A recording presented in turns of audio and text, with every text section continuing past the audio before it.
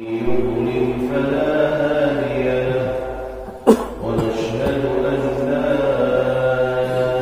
إله إلا الله وحده لا شريك له ونشهد أن سيدنا ونبينا ورسوله صلى الله تبارك وتعالى عليه وعلى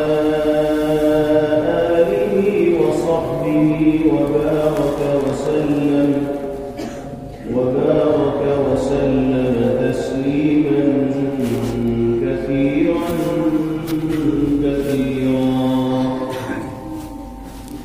أما بعد فأعوذ بالله من الشيطان الرجيم بسم الله الرحمن الرحيم تبارك الذي جعل في السماء بروجا وجعل فيها سراجا وقمرا منيرا وهو الذي جعل الليل والنهار خلفة لمن أراد أن يذكر أو أراد شكورا صدق الله مولانا العلي العظيم. یہاں تشریف فرما قابل احترام حضرات علماء کرام اور میرے بہت ہی محترم بزرگوں، بھائیوں، نوجوان ساتھیوں، اللہ رب العزت والجلال کا فضل و کرم، اس کا انعام و احسان ہے کہ اس نے ہم سب کو اپنے اس مقدس اور پاکیزہ گھر میں دین کی نسبت پر جمع ہونے اور قرآن حدیث کی روشنی میں کچھ مفید اور قیمتی باتیں سننے کی توفیق میسر فرمائے. باری تعالی ہم سب کے اس اجتماع کو اور مل بیٹھنے کو اپنی بارگاہ میں شرف قبول عطا فرمائے اور جو باتیں اللہ کی توفیق سے ہمارے سامنے آئیں، باری تعالی ہم سب کو ان باتوں پر عمل کی سعادت سے بہرور فرمائے. میرے بھائیوں اور بزرگوں، اللہ تعالی نے اس دنیا میں بسنے والے انسانوں کو ان گنت اور بے شمار نعمتوں سے سرفراز فرمایا. پیدائش سے لے کر موت تک اللہ پاک کے فیضان کرم کا اور نعمتوں کا ایک ایسا سلسلہ ہے جو ختم ہونے کا نام نہیں لیتا. ہماری زندگی کا ہر ہر لمحہ اللہ کے فضل و کرم، عنایت و توجہ کے نتیجے میں گزرتا ہے. اگر باری تعالی ایک لمحے کے لیے بھی اپنی نصرت و کرم کا ہاتھ کھینچ لے تو وہی وقت ہماری زندگی کے چراغ کے گل ہونے کا ہو جائے. اندر کی سانس اندر رہ جائے گی، باہر کی سانس باہر رہ جائے گی اور انسان کی چلتی گاڑی تھم جائے گی اور رک جائے گی. ایک ایک نعمت اللہ رب العزت والجلال نے ایسی مرحمت فرمائی ہے کہ ساری دنیا اور دنیا میں موجود خزانے مل کر اس ایک نعمت کا بدل نہیں بن سکتے، اس کی قیمت نہیں بن سکتے، اس کا عوض نہیں بن سکتے. انسان اپنے جسم ہی پر غور کرے. جو اعضاء اللہ پاک نے انسانی جسم کو عطا فرمائے، جو جوڑ اللہ نے انسانی جسم کے اندر رکھے، وہ کتنے بے مثال اور کتنے قیمتی. چونکہ پیدائشی طور پر یہ جسم ہمارے پاس ہوتا ہے، ہم من چاہے طریقے سے زبان استعمال کرتے ہیں، من مرضی کے مطابق آنکھوں کا استعمال کرتے ہیں، ہاتھوں اور پیروں کا استعمال کرتے ہیں۔ سچائی یہ ہے کہ ہمیں جسم کے ان اعضاء کی قدر و قیمت کا وہ احساس نہیں ہوتا جو احساس ہونا چاہیے۔ لیکن خدا نخواستہ جب کوئی اللہ کا بندہ کسی نعمت سے محروم ہوتا ہے تب اس کو احساس ہوتا ہے کہ اللہ نے فلاں نعمت کی شکل میں کتنی عظیم الشان دولت مجھے عطا فرما رکھی۔ یہ آنکھیں اگر دیکھنا بند کر دیں تب انسان کو احساس ہوگا کہ بینائی کتنی بڑی نعمت ہے۔ اس زبان پر اگر تالا لگ جائے تب انسان کو احساس ہوگا کہ زبان کا چلنا اللہ پاک کی جانب سے کتنی عظیم الشان عطا کردہ نعمت ہے۔ ان ہاتھوں اور پیروں کا حرکت کرنا اگر رک جائے تب انسان کو احساس ہوگا کہ انگلیوں کا کسی چیز کو پکڑنا اور قدم کا کسی جانب اٹھنا یہ اللہ پاک کی کتنی بڑی نعمت ہے۔ انسان کبھی ٹھنڈے دل سے سوچے 24 گھنٹے میں کم سے کم 2-4 منٹ تو اس کام کے لیے نکالے کہ ساری کائنات میں، ساری دنیا میں اور خود اس انسان کے وجود میں اللہ نے جو نعمتیں نازل فرمائی ہیں ان کا صرف تصور کر لے، سوچ لے، چند منٹ کے لیے خیال کر لے۔ اس تصور کے نتیجے میں بھی اللہ اس کو اپنی یاد کی توفیق عطا فرمائے۔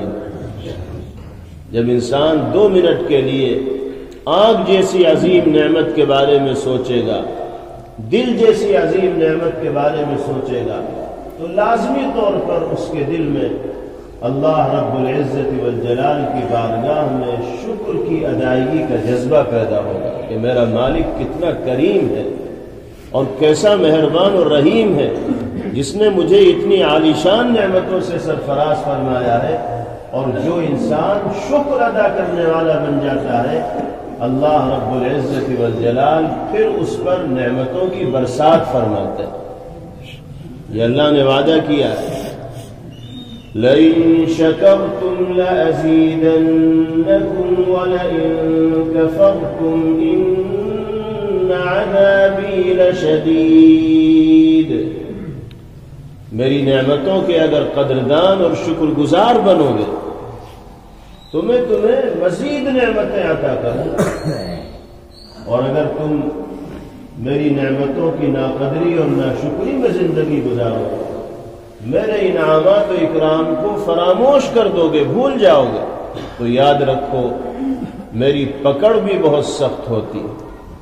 میں جس طرح نعمتوں کو دینے پر قادر ہوں اسی طرح نعمتوں کو چھیننے پر بھی قادر ہوں، اور اللہ جب کوئی فیصلہ کرنے پر آتے ہیں تو دنیا کی کوئی طاقت اللہ کو اس کے فیصلے سے روک نہیں سکتی، باز نہیں رکھ سکتی۔ یہ تو اللہ کی شان کریمی ہے، شان رحیمی ہے کہ ہم صبح سے شام تک اس کے احکامات کو پامال کرتے ہیں، اس کی یاد سے غافل ہو کر زندگی گزارتے ہیں، فرائض و واجبات کو بھی ادا نہیں کرتے، اور پوری گھٹائی کے ساتھ اللہ کی ناراضگی کو مول لینے والے کام کرتے ہیں، پھر بھی اللہ نہ ہمارا دانہ بند کرتا ہے، نہ پانی بند کرتا ہے، نہ روٹی بند کرتا ہے، نہ پانی بند کرتا ہے، رہنے کو بہترین مکان بھی دیتا ہے، کاروبار بھی بڑھتا رہتا ہے، آمدنی بھی ہوتی رہتی ہے، اور ضروریات بھی پوری ہوتی رہتی ہیں، ورنہ اللہ چاہے تو نقد بدعمالیوں کی سزا میں ہمیں مبتلا کر دے۔ لیکن اللہ کی جو رحمت ہے وہ ان کے غضب کے اوپر غالب رہتی ہے، حاوی رہتی ہے، اور اپنے بندوں کی ان بدعمالیوں کو باری تعالی نظر انداز فرماتے رہتے ہیں، اس امید پر کہ آگے چل کر کبھی تو اس کو اپنے گناہوں پر شرمندگی اور ندامت کا احساس ہوگا، اور یہ میرے در پر مغفرت اور معافی کی بھیک مانگنے کے لیے آئے گا، تو میں اس کے سارے پاپوں کو معاف کر دوں گا، گناہوں کو دھل دوں گا۔ انسان بڑے سے بڑا جرم کر لے، بڑے سے بڑا پاپ کر لے، اگر سچے دل سے اللہ کی بارگاہ میں تائب بن کر آئے گا تو اللہ ایسے رحیم ہے اور غفور ہے کہ وہ اس کی گزری ہوئی زندگی پر نگاہ نہیں ڈالیں گے، بلکہ اس کے جذبات کی قدر کرتے ہوئے 70 سالہ زندگی بھی اگر اس نے نافرمانی میں گزاری ہوگی، اللہ ایک لمحے میں اس کے گناہوں کو معاف فرما دے۔ یہ تو اللہ نے اعلان فرمایا اور نبی کریم علیہ السلام کے ذریعے دنیا میں بسنے والے انسانوں تک یہ پیغام پہنچایا۔ آیت قرآنیہ ہے، قل يا عبادي الذين أسرفوا على أنفسهم لا تقنطوا من رحمة الله، آپ کہہ دیجئے، اعلان کر دیجئے کہ اے میرے وہ بندے جنہوں نے گناہوں پر گناہ کر کے، بدعمالیوں پر بدعمالیاں کر کے اپنی جانوں پر ظلم کر رکھا، ان سے آپ کہہ دیجئے کہ اللہ کی رحمت سے مایوس اور نا امید مت ہو۔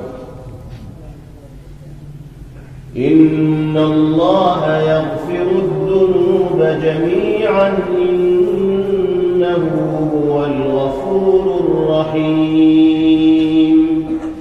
اللہ پاک سارے گناہوں کو ایک بارگی معاف فرما دیتے ہیں، وہ تو ہے ہی بہت بخشنے والے، معاف فرمانے والے اور مہربانی کرنے والے۔ یہ آیت تسلی ہے، ڈھارس ہے اللہ کے ان بندوں کے لیے جن کی زندگی گناہوں میں اور معاصی میں غرق ہو کر اور ڈوب کر گزرتی۔ وہ سچے دل سے اگر گناہوں کے سلسلے میں شرمندگی اور ندامت کا اظہار کرتے ہوئے اللہ سے معافی مانگیں گے تو اللہ ان کی فریاد کو رد نہیں فرمائیں گے، بلکہ ان کے لیے عفو درگزر کا اور مغفرت کا فیصلہ فرمائیں گے۔ اللہ تعالی فرماتے ہیں، یا ابن آدم لو بلغت ذنوبك عنان السماء ثم استغفرتنی غفرت لك ولا ابالي، اے انسان تو مجھے کیا سمجھتا ہے؟ اللہ فرما رہا ہے میری شان غفاری کا اور بندوں کو درگزر اور معاف کرنے کے جذبے کا یہ عالم ہے کہ اگر تو نے اتنے گناہ کیے ہوں کہ اگر ان کا چٹا لگایا جائے تو زمین سے آسمان تک تیرے گناہوں کا چٹا لگ جائے، اتنے گناہ لے کر بھی اگر تو میرے پاس آئے گا اور سچے دل سے معافی کا طلبگار بنے گا تو میں تجھے فوراً معاف کر دوں گا اور مجھے کسی کی کوئی پرواہ نہیں۔ کوئی مجھ سے پوچھنے والا تھوڑا ہی ہے کہ الہ العالمین آپ نے اتنے بڑے مجرم کو کیوں معاف کر دیا؟ لا يسأل عما يفعل وهم يسألون، اللہ کے کردار پر کوئی انگلی رکھنے والا نہیں، کوئی پوچھنے والا نہیں اللہ سے اس کے فیصلے پر کہ مالک تو نے یہ فیصلہ کیا تو کیوں کیا۔ ہاں اللہ کے بندے اگر کوئی کام کریں گے تو ان سے باس پرس ہوگی، سوال و جواب ہوگا، پوچھ تاچھ ہوگا۔ تو یہ شان ہے میرے مالک کی۔ ہماری ذمہ داری اور فریضہ کیا ہے؟ جس مالک نے ہمیں اتنی نعمتوں سے سرفراز فرمایا، ہم اپنی زندگی کو اس کی مرضی کے تابع بنائیں، ہم اپنی خواہشات کی غلامی کرنے والے نہ بنیں بلکہ اللہ کی مرضی کی غلامی کرنے والے بنیں۔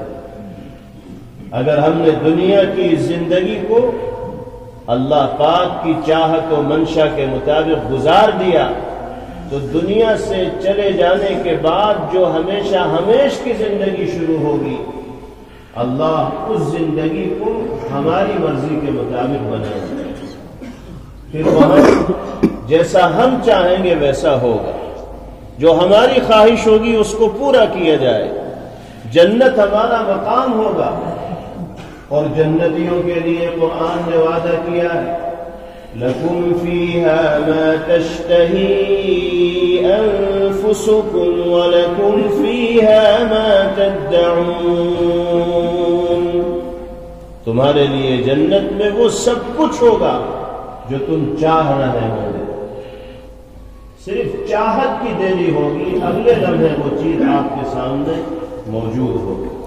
جس چیز کا جنتی مطالبہ کرے گا اللہ کے حکم سے پلک جھپکتے وہ چیز اس کے سامنے آ جائے گی۔ میزبان اللہ رب العزت والجلال ہوں گے اور مہمانی کا مزہ جنتی لوٹ رہے ہوں گے۔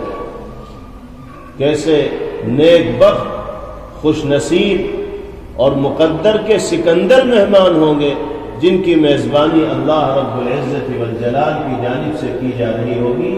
اللہ پاک ہم سب کو بھی اپنی اس جنت کا مستحق بنائے۔ لیکن ہماری یہ خواہش کب پوری ہوگی؟ جب دنیا کی اس زندگی کو ہم اپنی خواہشات کے تابع نہ بنا کر اللہ کی مرضی کے تابع گزاریں۔ اللہ کی غلامی کرتے ہوئے جب ہم دنیا میں زندگی بتائیں گے تو اللہ رب العزت والجلال دونوں جہاں کی سعادتیں، سرخروئی، عزت و شرف اور کامیابی اور کامرانی کو ہمارا مقدر فرمائے۔ کن کن نعمتوں کو شمار کرایا جائے اور گنا جائے۔ دنیا میں جو موسم آتے ہیں اور موسموں کے اعتبار سے جو تبدیلی دنیا کے اندر ہوتی ہے، یہ بھی اللہ کی نعمتوں میں سے بڑی نعمت ہے۔ کبھی سردی کا موسم ہوتا ہے، کبھی برسات ہوتی ہے، کبھی گرمی ہوتی ہے۔ اگر 12 مہینے ایک ہی جیسا موسم رہے تو آدمی اوگ جائے، اگتا جائے، بور ہو جائے، اور کتنے کام اس کے پورے نہیں ہوں گے اگر یکساں موسم سال بھر رہے۔ کھیتی باڑی کرنے والے لوگ جانتے ہیں کہ کس موسم میں بیج زمین میں ڈالا جاتا ہے، کس موسم میں سینچائی کی جاتی ہے، کب پیداوار ہوتی ہے۔ موسموں کے اعتبار سے کھیتیاں تیار ہوتی ہیں، باغ تیار ہوتے ہیں۔ اگر 12 مہینے ایک جیسا موسم رہے تو پیداوار میں کتنی کمی آ جائے گی، اور قدم قدم پر دقتوں کا اور مشکلات کا سامنا کرنا پڑے گا دنیا والوں کو۔ اللہ تعالیٰ نے سسٹم ایسا بنایا ہے کہ موسم کی پرت بدلتی رہتی ہے، کبھی سردی ہے، کبھی گرمی ہے، کبھی برسات ہے، کبھی بہار ہے، کبھی خزاں ہے، کبھی پتجھڑ ہے، اور ہر موسم کے اندر وہ خصوصیت ہے جو دوسرے موسم میں نہیں پائی جاتی۔ سردی کے جو امتیازات ہیں، جو فوائد ہیں، وہ گرمی میں آپ کو نہیں ملیں گے۔ گرمی کے جو فوائد ہیں وہ برسات میں آپ کو نہیں ملیں گے۔ برسات کے جو فوائد ہیں وہ سردی میں آپ کو نہیں ملیں گے۔ موسموں کی یہ تبدیلی بھی اللہ کی قدرت کا شاہکار ہے اور باری تعالیٰ کی طرف سے انعام ہے۔ قرآن پاک میں فرمایا گیا، تبارک الذی جعل فی السماء بروجا وجعل فیہا سراجا وقمرا منیرا۔ بڑی بابرکت ہے وہ ذات، بہت محترم اور مقدس ہے وہ ذات جس نے آسمانوں میں برج بنائے، منزلیں بنائے، اور آسمان میں چمکتا سورج پیدا کیا اور منور چاند بنایا۔ وَهُوَ الَّذِي جَعَلَ اللَّيْلَ وَالنَّهَارَ خِلْفَةً لِمَنْ أَرَادَ أَن يَذَّكَّرَ أَوْ أَرَادَ شُكُورًا۔ اور اللہ کی ذات وہ ذات ہے جس نے رات و دن کو یکے بعد دیگرے آنے والا بنایا۔ ایسی ڈیوٹی اللہ نے دن و رات کی لگا دی کہ دن ختم ہوتا نہیں کہ رات شروع ہو جاتی، رات پوری ہوتی نہیں کہ دن کی روشنی آنی شروع ہو جاتی ہے۔ ایسا سسٹم اور نظام اللہ نے بنا رکھا ہے کہ اس میں کبھی کوئی تخلف نہیں ہوتا۔ دنیا میں چاہے کچھ بھی ہو جائے لیکن رات و دن کے نظام میں ذرہ برابر بھی اونچ نیچ پیش نہیں آتی۔ اسی طرح موسموں کا نظام اللہ نے بنایا ہے، یہ سب اللہ کی قدرت کے شاہکار ہیں جو آدمی موسموں کی تبدیلی سے اور دن و رات کے آنے جانے سے نصیحت حاصل کرنا چاہے وہ اس سے بھی نصیحت حاصل کر سکتا ہے۔ جو اللہ کا شکر گزار بننا چاہے وہ ان نعمتوں پر غور کر کے بھی اللہ کا شکر گزار بن سکتا ہے۔ ان سب چیزوں پر بھی خاص طور پر اہل ایمان کو غور کرنا چاہیے، اللہ کی قدرت کے مظاہر کو سوچنا چاہیے۔ جب اس پر غور کرتے ہیں تو ایمان میں اضافہ ہوتا ہے اور اللہ کی ذات پر مزید اعتماد اور بھروسہ پیدا ہوتا ہے، اور اس کی وجہ سے عقیدے کے اعتبار سے پختگی اور مضبوطی انسان کو حاصل ہوتی ہے۔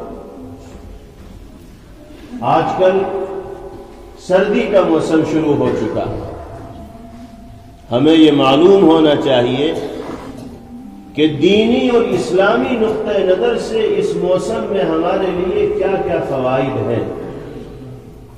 ہم تو سردی کے موسم کے بارے میں بس اتنا جانتے ہیں کہ اس میں ٹھنڈک پڑتی ہے، اس سے بچاؤ کے لیے موٹے موٹے کپڑے پہننے پڑتے ہیں، آگ جلا کر ہاتھ تاپنے پڑتے ہیں، گھروں میں ایسے انتظامات کرنے پڑتے ہیں کہ سردی نہ آئے اور آرام کے ساتھ رات گزر جائے، موٹے موٹے لحاف اوڑھنے پڑتے ہیں، کمبل استعمال کرنے پڑتے ہیں۔ سردی کا تصور آتے ہی یہ ساری کی ساری چیزیں ہمارے ذہن میں آنے لگتی ہیں، لیکن ہمیں اس پر بھی غور کرنا چاہیے کہ دینی اعتبار سے اس موسم میں ہمارے لیے کیا فوائد ہیں۔ یہ تو وہ چیزیں ہیں جن کا احساس سردی آنے پر دنیا میں بسنے والا ہر انسان کرتا ہے، مسلمان بھی کرتا ہے، غیر مسلم بھی کرتا ہے، سکھ بھی کرتا ہے، عیسائی بھی کرتا ہے۔ سردی سب کو برابر لگتی اور سب اس سے بچاؤ کا انتظام کرتے ہیں۔ اگر ہم بھی صرف سردی کے حوالے سے اتنا ہی سوچیں گے، اس سے آگے کچھ نہیں سوچیں گے، تو ایمان والوں میں اور غیر ایمان والوں میں فرق کیا رہ جائے گا؟ ہمیں تو اس بات پر غور کرنا ہے کہ ہمارے مذہب میں، اسلامی شریعت میں اور پیغمبر علیہ الصلاۃ والسلام کے مبارک فرامین و ارشادات میں سردی کے حوالے سے کیا پیغام دیا گیا۔ چنانچہ توجہ سے سنیے، نبی کریم علیہ الصلاۃ والسلام نے ارشاد فرمایا، الشتاء ربیع المؤمن، سردی کا موسم موسم سرما مسلمانوں کے لیے بہار کا موسم ہے۔ بہار کا موسم وہ موسم کہلاتا ہے جس میں ہر طرف سے سبزہ ہی سبزہ دکھائی دیتا ہے،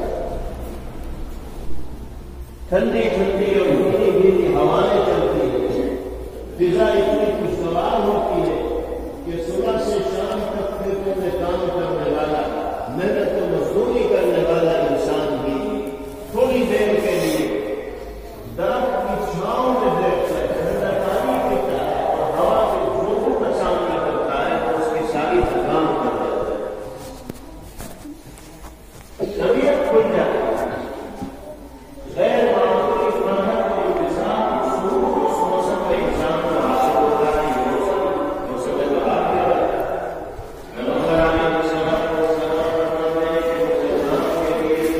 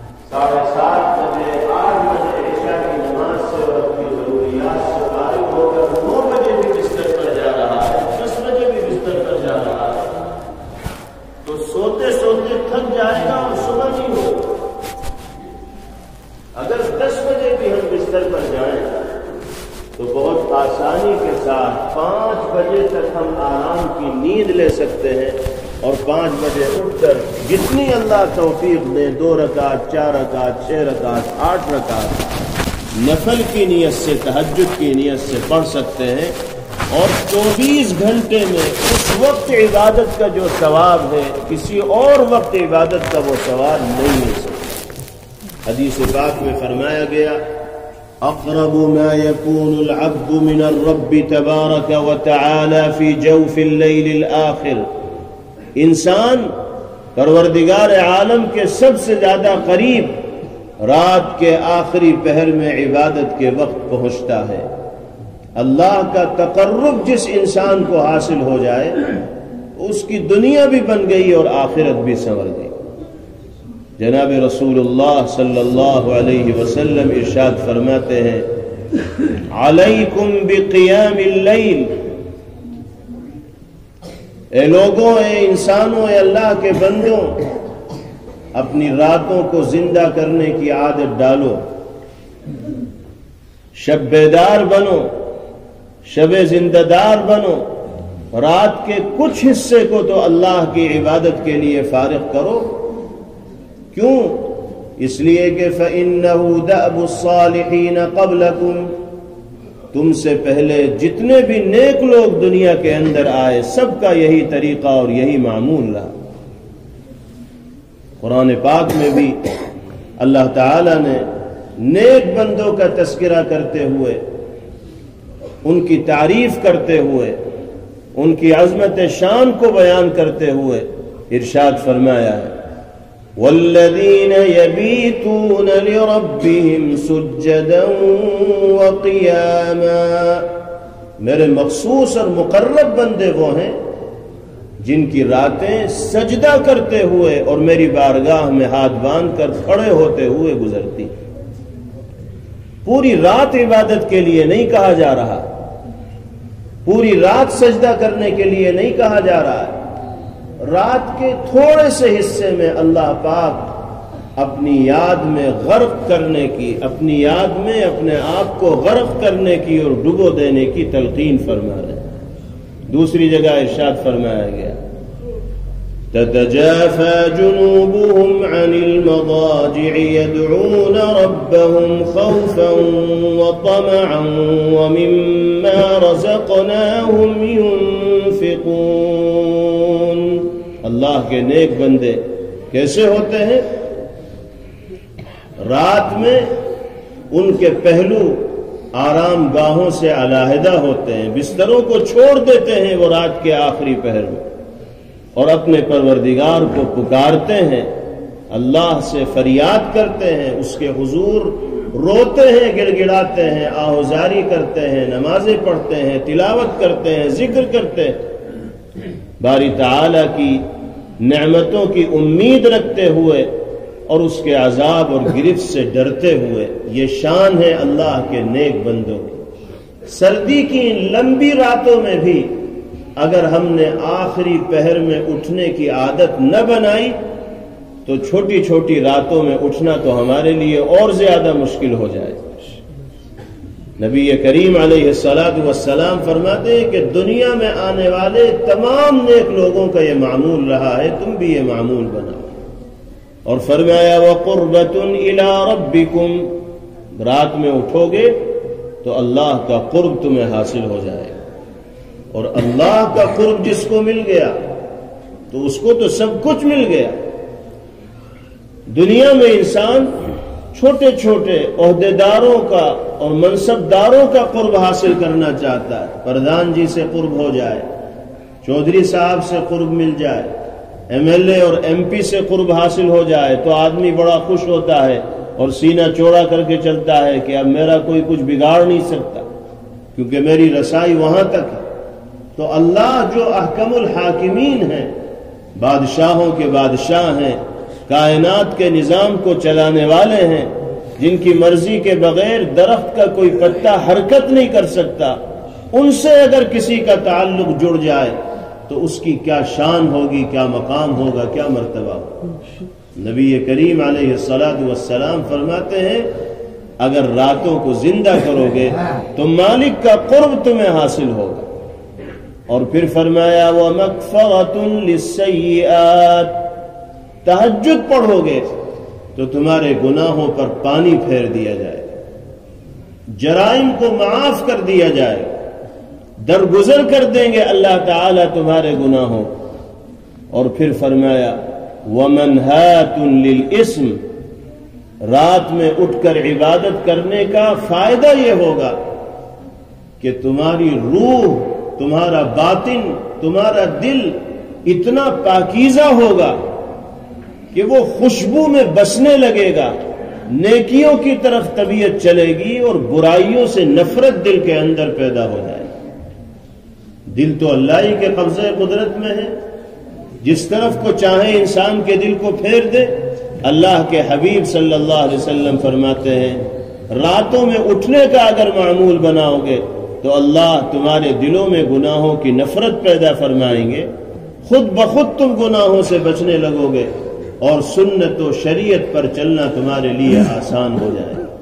اور آخری چیز پیغمبر علیہ الصلاۃ والسلام نے ذکر فرمائی وَمَطْهَرَةٌ لِلدَّاءِ عَنِ الْجَسَدِ، اور راتوں میں اٹھ کر عبادت کرنا انسان کے جسم سے اور بدن سے بیماریوں کے دور ہونے کا بھی باعث اور ذریعہ بنے۔ آج کون انسان ایسا ہے جو کسی طرح کی جسمانی بیماری میں مبتلا نہ ہو؟ طرح طرح کی بیماریاں ہیں، طرح طرح کے امراض ہیں جس کا شکار انسان ہوتا ہے۔ پیغمبر علیہ الصلاۃ والسلام ضمانت دے رہے ہیں کہ رات میں اٹھنے کی عادت بناؤ گے تو اللہ پاک تمہاری روح کو بھی پاکیزگی عطا فرمائیں گے اور تمہارے جسم اور بدن کو بھی تندرستی اور توانائی سے سرفراز فرمائیں۔ اس لیے میرے بھائیوں اور بزرگوں، ہمیں اس موسم کی قدر کرنی چاہیے اور ان لمبی لمبی راتوں میں اللہ کی رحمتوں کا جو دریا بہتا ہے اس کو اپنے دامن میں سمیٹنے کی کوشش کرنی چاہیے اور رات کے آخری پہر میں اٹھنے کا معمول بنانا چاہیے، عادت ڈالنی چاہیے۔ لیکن کیا کہا جائے، افسوس ہوتا ہے اپنے سماج اور معاشرے کی صورتحال کو دیکھ کر۔ اب مزاج ایسا بن گیا ہے کہ جلدی کسی کو نیند آتی نہیں، اور جب سے یہ موبائل چلے ہیں اور ان کا غلط استعمال عام ہوا ہے اور نوجوانوں کے دل کی دھڑکن یہ موبائل بنے ہیں تو 12 بج جائے، 1 بج جائے، 2 بج جائے، نیند قریب کو پھٹکتی بھی نہیں اور اسی میں آدمی لگا رہتا ہے۔ لمبی راتوں کو اللہ کی عبادت کے لیے فارغ کرنے کے بجائے اسے اور زیادہ موقع مل جاتا ہے اللہ کو ناراض کرنے والے اعمال کو انجام دینے۔ جب رات میں اٹھنے کی تیاری کرنی چاہیے اس وقت شیطان لوریاں سنا سنا کر، تھپکیاں دے دے کر ایسی گہری نیند سلاتا ہے کہ صبح 11 بجے 12 بجے جا کر ان کی صبح ہوتی ہے، تب یہ آنکھوں پر ہاتھ ملتے ہوئے گھر سے باہر نکلتے ہیں۔ آپ سروے کر لیجئے اپنے گاؤں کا، اپنے محلوں کا، مسلم علاقوں کا، 50% سے زائد لوگ آپ کو ایسے ملیں گے جن کی زندگی میں مہینوں ایسے گزر گئے ہوں گے کہ انہوں نے صبح کی نورانی کرنوں کو اور آفتاب کے نکلنے کے وقت کو نہیں دیکھا ہوگا۔ یہ وقت ان کا سوتے ہوئے ہی گزر رہا ہوگا۔ جس نماز کو پابندی کے ساتھ ادا کرنا چاہیے تھا، ہم میں سے ایک بہت بڑا طبقہ اس نماز کو پابندی کے ساتھ قضا کرتا ہے۔ فجر کی نماز اچھے خاصے دیندار سمجھے جانے والے لوگ بھی یہ کہتے ہوئے سنے جاتے ہیں کہ مولانا صاحب فجر کی نماز نہیں پڑھی جاتی، وہ تو چھوٹ ہی جاتی ہے، بستر چھوڑتا ہی نہیں، جیسے چمبک لگا دیا ہو اور ہٹ ہی نہ پا رہے۔ جب 12 بجے سوئیں گے، 1 بجے سوئیں گے تو پھر فجر میں اٹھنے کا مطلب کیا ہے؟ جلدی سوئے آدمی اور جلدی اٹھنے کا معمول بنائے تو اللہ کا تقرب اس کو حاصل ہوگا۔ اس مزاج کو بدلنے کی ضرورت ہے، جو غلط مزاج ہمارے سماج میں اور ہمارے معاشرے کے اندر عام ہو گیا۔ اور جو موبائل کا غلط استعمال عام ہو رہا ہے اس پر بھی بند لگانے کی ضرورت ہے۔ آج ہم جذبات سے مغلوب ہو کر، شوق سے مغلوب ہو کر اپنی زندگی کے قیمتی اوقات کو اس طرح ضائع کر دیتے ہیں، کل ہمیں اپنے کیے کے اوپر پچھتاوا ہوگا، ندامت ہوگی، شرمندگی ہوگی، تو اس وقت ہمارے پاس کرنے کے لیے کوئی کام نہیں ہوگا۔ اللہ رب العزت والجلال وقت پر ہم سب کو سمجھنے کی اور صحیح راہ کو اختیار کرنے کی توفیق عطا فرمائے۔ تو پیغمبر علیہ الصلاۃ والسلام نے سردی کے موسم کو مسلمانوں کے لیے بہار کا موسم کہا، اور اس کی پہلی وجہ یہی بیان فرمائی کہ اس کی راتیں لمبی ہوتی ہیں تو راتوں میں عبادت کرنا آسان ہوتا ہے۔ ایک حدیث میں اللہ کے رسول صلی اللہ علیہ وسلم ارشاد فرماتے ہیں، الا ادلکم علی ما یمحو اللہ بہ الخطایا ویرفع بہ الدرجات۔ آپ نے صحابہ سے پوچھا کہ کیا میں تمہیں ایسے اعمال کی جانب رہنمائی نہ کروں، کچھ ایسے نسخے نہ بتاؤں کہ جن پر عمل کر کے تم اپنے گناہوں کے لیے معافی کا سامان کر سکتے ہو اور تمہاری درجات کی بلندی کا فیصلہ ہو سکتا ہے؟ تو صحابہ نے فرمایا بلا یا رسول اللہ، کیوں نہیں اللہ کے رسول، ضرور بتائیے۔ صحابہ تو ایسے اعمال کے منتظر رہتے تھے۔ تو 3 اعمال پیغمبر علیہ الصلاۃ والسلام نے بتائے جو گناہوں کی بخشش کا بھی ذریعہ بنیں گے اور درجات کی بلندی کا بھی ذریعہ بنیں گے۔ پہلے نمبر پر آپ نے فرمایا اسباغ الوضوء علی المکارہ، ناگواری کے باوجود، دل کے نہ چاہنے کے باوجود، مشقت و گرانی کے باوجود وضو کو مکمل کرنا۔ یہ ایسا عمل ہے جو انسان کے گناہوں کی معافی کا بھی ذریعہ بنے گا اور درجات کی بلندی کا بھی ذریعہ بنے گا۔ اس عمل کو کرنے کا موقع خاص طور پر سردی کے زمانے میں زیادہ ملتا ہے، اس لیے کہ ٹھنڈک جب زیادہ بڑھتی ہے تو لحاف سے باہر نکلنے کو جی نہیں کرتا، اور وضو کا تصور کرتے ہی کپ کپی طاری ہو جاتی ہے کہ اچھا پانی کو استعمال کرنا پڑے گا۔ آدمی 10 مرتبہ سوچتا ہے وضو کرنے کے لیے، نماز کا وقت آ گیا پھر بھی یہ سوچ سوچ کر دیری ہو رہی ہے کہ وضو کرنا پڑے گا، پھر نماز پڑھنی پڑے گی۔ اللہ کے حبیب صلی اللہ علیہ وسلم فرماتے ہیں کہ اپنے نفس کی خواہش کے خلاف قربانی پیش کرتے ہوئے نماز کو ادا کرنے کے لیے مکمل وضو کر کے جو آدمی ہماری بارگاہ میں حاضر ہوگا، ہم اس کے گناہوں کو بھی معاف کریں گے اور اس کے درجات کو بھی بلند کریں گے۔ یہ اللہ کا وعدہ۔ اس لیے ٹھنڈک کی شدت کی وجہ سے وضو میں کسی طرح کی کوتاہی نہ ہونی چاہیے اور وقت پر فریضے کی ادائیگی کا اہتمام ہونا چاہیے۔ دوسری چیز نبی کریم علیہ الصلاۃ والسلام نے ذکر فرمائی، وَكَثْرَةُ الْخُطَىٰ إِلَى الْمَسَاجِدِ، وہ عمل جو انسان کے گناہوں کو مٹا دیتا ہے اور درجات کو بلند کر دیتا ہے، وہ کیا ہے؟ مسجدوں کی طرف کثرت سے قدم اٹھانا۔ مسجدوں کی جانب کثرت سے قدم اٹھانے کا مطلب یہ ہے کہ 5 وقتہ نمازیں باجماعت مسجدوں میں ادا کرنا۔ یہ مطلب نہیں ہے کہ دور دراز کی مسجدوں میں نماز ادا کرنے کے لیے جانا، بلکہ اس کا مطلب یہ ہے کہ ہر فریضے کی ادائیگی کے لیے باجماعت نماز میں شریک ہونے کا اہتمام کرنا۔ نبی کریم علیہ الصلاۃ والسلام نے فرمایا لا صلاۃ لجار المسجد الا فی المسجد، مسجد کے پڑوس میں رہنے والے لوگوں کی نماز مسجد ہی میں ہوگی بغیر عذر کے۔ اگر ہم مسجد کی نماز کو چھوڑیں گے تو اللہ کی بارگاہ میں ہمیں جواب دہ ہونا پڑے گا۔ وہ نماز جو باجماعت ادا کرنے کی وجہ سے 27 گنا ثواب زیادہ رکھنے والی ہوتی، ہم مسجد کی جماعت میں شامل نہ ہونے کی وجہ سے اس 27 گنا ثواب سے محروم ہو جائیں۔ اور پھر جب مسجد میں نماز پڑھنے کے لیے انسان آتا ہے تو جماعت میں فرشتے بھی شریک ہوتے ہیں جو ہمیں دکھائی نہیں دیتے، لیکن جب نمازیں ہوتی ہیں تو فرشتے بھی ان نمازوں کے اندر شریک ہوتے ہیں۔ اور جب امام سورہ فاتحہ پڑھ کر وَلَا الضَّالِّينَ کہتا ہے تو امام بھی ہلکے سے آمین کہتا ہے، سننے والے بھی آمین کہتے ہیں، فرشتے بھی آمین کہتے ہیں۔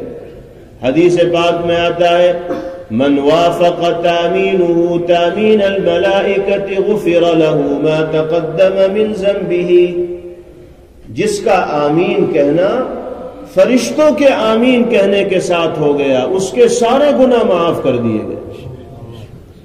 یہ انعام کہاں ملے گا؟ گھر کی نماز میں تھوڑا ہی ملے گا، فرشتے تو مسجد میں ہی ملیں گے۔ جماعت کے ساتھ جہاں نماز ہو رہی ہوگی، اللہ کے گھر میں نماز ہو رہی ہوگی، وہیں فرشتوں کا مجمع ہوگا۔ ہماری آمین فرشتوں کی آمین سے مسجد میں ملے گی، اور ہمارا آمین کہنا ان کے آمین کہنے کے ساتھ اگر ہوگا تو اللہ کے حبیب کا وعدہ ہے غفر له ما تقدم من ذنبه، اب تک کی زندگی میں جتنے گناہ ہوئے ہیں باری تعالیٰ کی جانب سے ان کی بخشش کا اور مغفرت کا فیصلہ ہو جائے۔ اللہ کا کتنا بڑا انعام! ہم تو گناہوں میں ڈوبے ہوئے ہیں، ہمیں تو بہانا چاہیے گناہوں کی معافی کا، ہمیں تلاش کرنے چاہیے وہ مواقع جن کی قدر کر کے اور وصول کر کے ہم اپنے دامن سے گناہوں کے داغ اور دھبے دھلوا سکیں۔ بہترین موقع ہے جماعت میں شریک ہونا، پابندی کے ساتھ نمازوں کا اہتمام کرنا۔ لیکن افسوس کی بات ہے بہت بڑا طبقہ مسلمان مردوں کا بھی اور مسلمان عورتوں کا بھی نماز کی ادائیگی میں حد درجہ غفلت کا اور لاپرواہی کا مظاہرہ کرتا ہے۔ نمازوں کے وقت میں ہم مسجد کے ارد گرد منڈلاتے رہیں گے، گشت کرتے رہیں گے، گپ شپ کرتے رہیں گے، تبصرے بازیاں کرتے رہیں گے، ہمیں اتنی توفیق نہیں ہوگی کہ 4 قدم چل کر مسجد میں آ جائیں اور اللہ کی بارگاہ میں سجدہ ریز ہو جائیں۔ نماز ہوتی رہے گی اور ہم مسجد کے دروازے پر بیٹھ کر بیڑیاں سلگاتے رہیں گے، دوستوں سے بات چیت کرتے رہیں گے، لیکن اللہ کی بارگاہ میں حاضر ہو کر عبادت کرنے کی توفیق نہیں ہے۔ یہ تو بڑی محرومی کی چیز ہے۔ اللہ ہم سے ناراض ہے جو ہمیں اپنے گھر میں آنے کا موقع نہیں دے رہے۔ جس کو اللہ کے گھر میں آنے کی توفیق مل رہی ہے گویا کہ اللہ اس سے راضی ہیں، اور جس کو اللہ کے گھر میں آنے کا موقع نہیں مل رہا اس کا صاف مطلب یہ ہے کہ اللہ اس سے ناراض ہے، اس کو اس سے بھی محروم کر رکھا ہے کہ وہ مالک کے گھر میں قدم رکھ سکے۔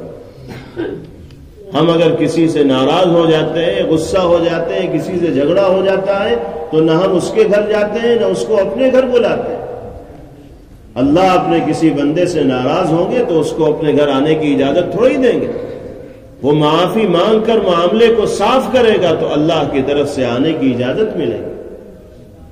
اس اعتبار سے ہمیں سوچنا چاہیے کہ اگر ہم مسجد میں نہیں آ رہے تو یہ ہماری محرومی ہے۔ اللہ کی ناراضگی نے ہمیں اس لائق بھی نہیں چھوڑا کہ ہم اس کے گھر کے اندر قدم رکھ سکیں۔ یہی صورتحال گھروں میں رہنے والی مستورات کی بھی ہے۔ ادھر ادھر کے کاموں میں وہ لگی رہیں گی، لیکن وقت پر نماز کی ادائیگی کا جو اہتمام ہماری خواتین و مستورات میں ہونا چاہیے عام طور پر وہ دیکھنے میں نہیں آتا، الا ماشاء اللہ۔ نیک بندے اور بندیاں ہر سماج اور معاشرے میں ہوتے ہیں، لیکن عمومی جو صورتحال ہے وہ یہی ہے۔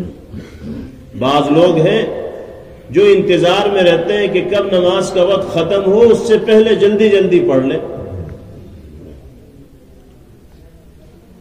عصر کی نماز بالکل اخیر وقت میں پڑھی جا رہی ہے، جب یہ محسوس ہوگا کہ اب سورج ڈوبنے والا ہے تب جا کر جلدی جلدی نماز پڑھ لی۔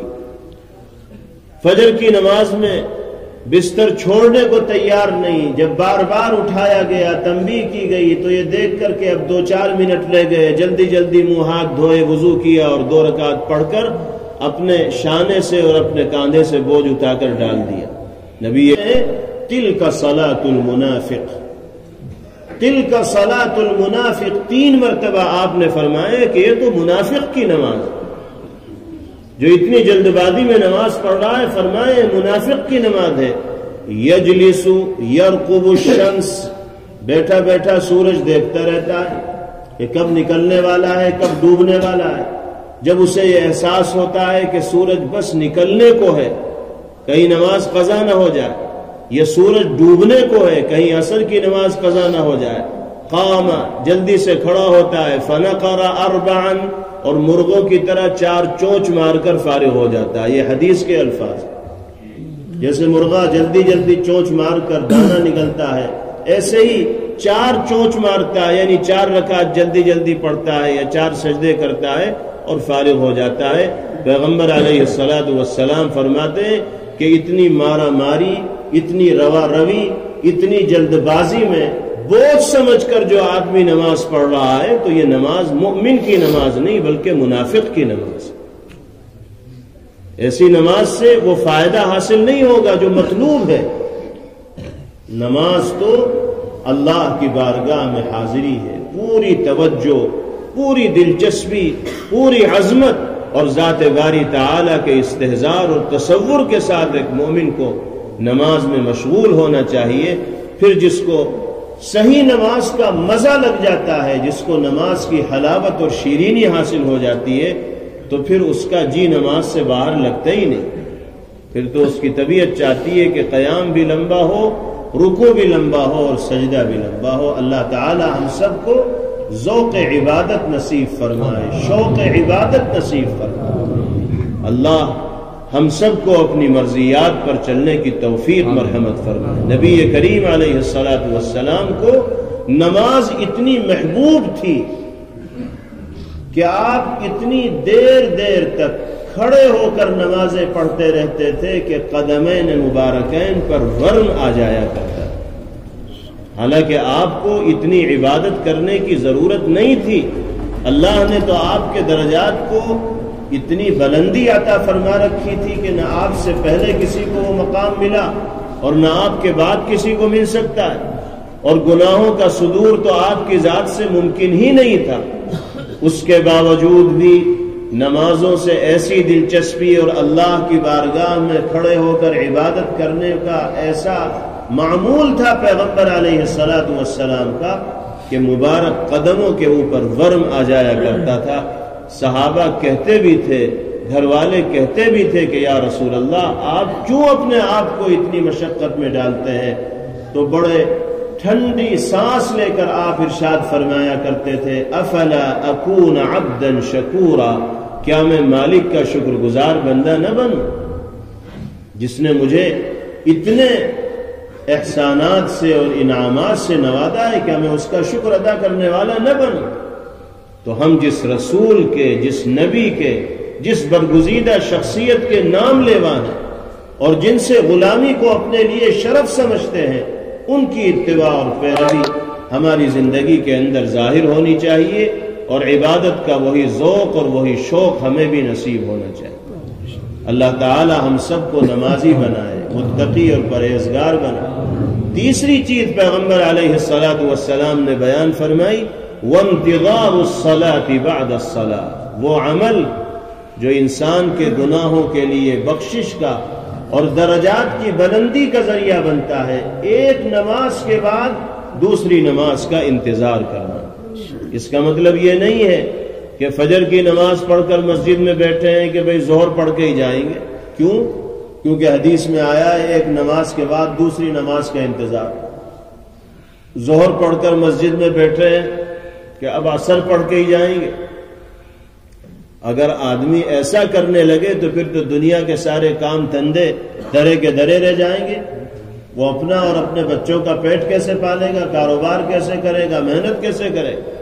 اس لیے اس کا مطلب یہ نہیں ہے، مطلب اس کا یہ ہے کہ فجر کی نماز پڑھنے کے بعد ہم بے فکر اور مطمئن نہ ہو جائیں کہ سارے دن کا فریضہ ہم نے ادا کر دیا، بلکہ اب منتظر رہیں کہ کب ظہر کی نماز کا وقت آئے گا اور اللہ کا منادی پکارے گا، ہمیں پھر موقع ملے گا اللہ کی بارگاہ میں حاضری۔ ظہر کی نماز کا وقت آئے تو ظہر پڑھیں، ظہر پڑھ کر فارغ ہو تو بے فکر نہ ہو جائیں، بلکہ عصر کی فکر ہمارے ذہن و دماغ پر رہے کہ جب عصر کی نماز کا وقت آئے گا تو ہم اسی طرح اللہ کی بارگاہ میں حاضری کے لیے جائیں گے۔ جن انسانوں میں، جن خوش نصیب لوگوں میں یہ صفات پائی جا رہی ہوں گی، نبی کریم علیہ الصلوۃ والسلام فرماتے ہیں گناہوں کی معافی بھی ہوگی اور درجات کی بلندی بھی ان کو نصیب ہوگی۔ تو اللہ ہم سب کو نمازی بنائے، اور خاص طور پر سردیوں کے اس موسم میں رات کے آخری پہر میں عبادت کا معمول بنانے کی توفیق باری تعالی نصیب فرمائے۔ دوسری اور آخری چیز پیغمبر علیہ الصلوۃ والسلام نے سردیوں کے حوالے سے بیان فرمائی کہ موسم سرما مسلمانوں کے لیے بہار کا موسم اس لیے ہے کہ قصر نہارہ فصام، سردیوں میں دن چھوٹا ہوتا ہے تو روزہ رکھنا بہت آسان ہے۔ لمبے لمبے دنوں میں اور گرمیوں کے دنوں میں روزہ رکھنا بہت بھاری کام ہوتا ہے، لیکن سردی میں روزہ رکھنا بہت آسان، نہ بھوک لگے، نہ پیاس لگے، نہ تکان کا احساس ہو۔ ادھر سحری کی، ادھر افطار کا وقت آ گیا، اور یہ ہمیں معلوم ہونا چاہیے کہ رمضان کے روزے تو فرض ہیں، لیکن سال بھر نفلی روزوں کا بھی اہتمام ہماری زندگی میں رہنا چاہیے۔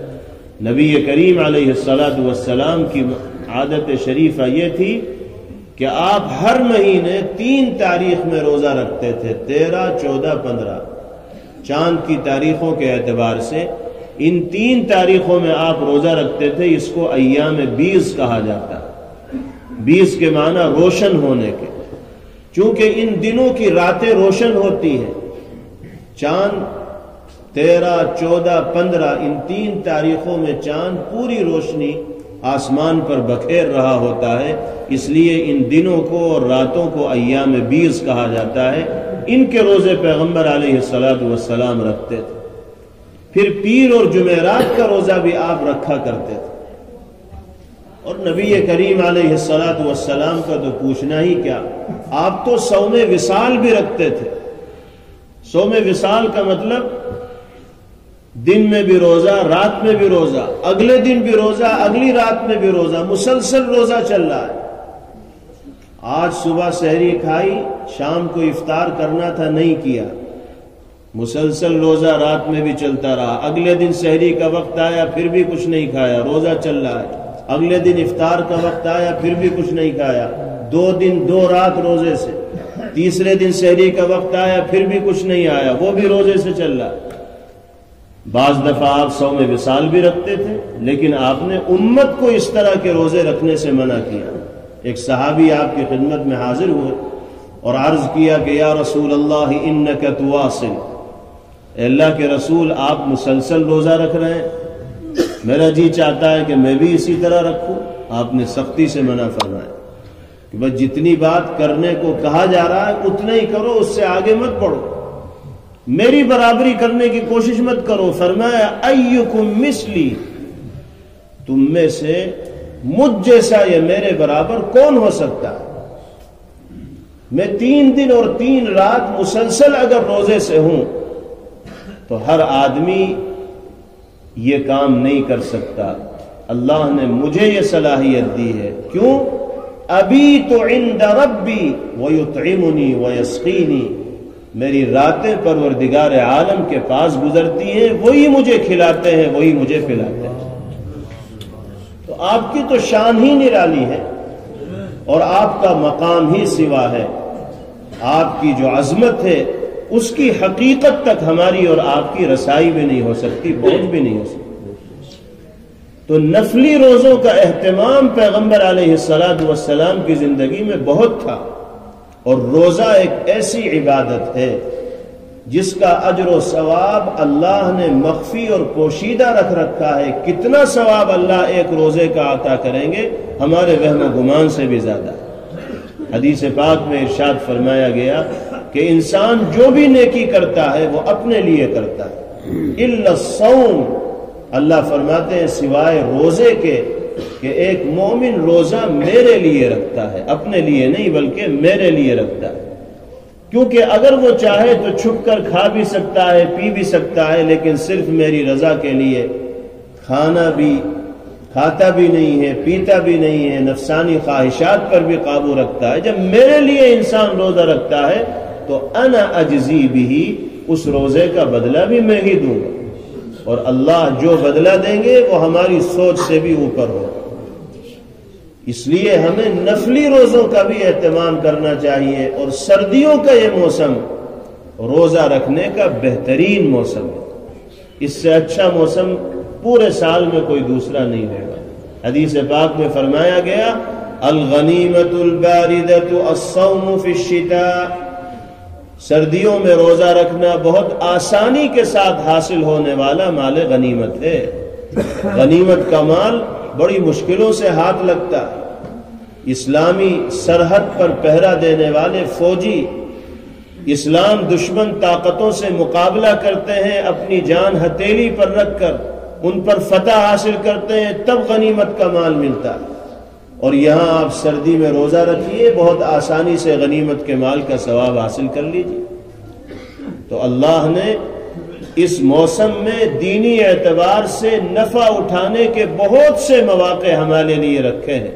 ہماری یہ ذمہ داری ہے کہ ہم آنے والے ان 2-3 مہینوں کی خاص طور پر خوب قدر کرنے والے بنیں، اور اللہ کی مرضی کے مطابق ان کو گزارنے والے بنیں۔ اگر ہم نے گزار لیا تو ہماری یہ عادت بن جائے گی، اور پھر یہ عادت انشاءاللہ ساری زندگی چھوٹے گی۔